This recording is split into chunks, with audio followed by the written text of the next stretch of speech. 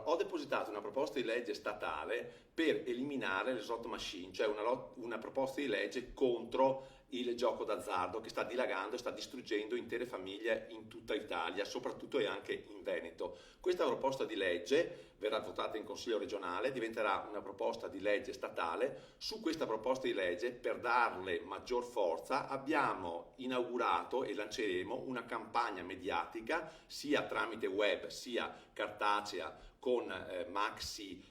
cartelloni che in modo molto provocatorio farà capire che il gioco d'azzardo è una zizzania che dobbiamo debellare per dare forza politica a questo messaggio e fare in modo che molte forze politiche appoggino la proposta per fare in modo che venga approvata in Parlamento, perché il problema è il gioco istantaneo, le slot machine e tutta questo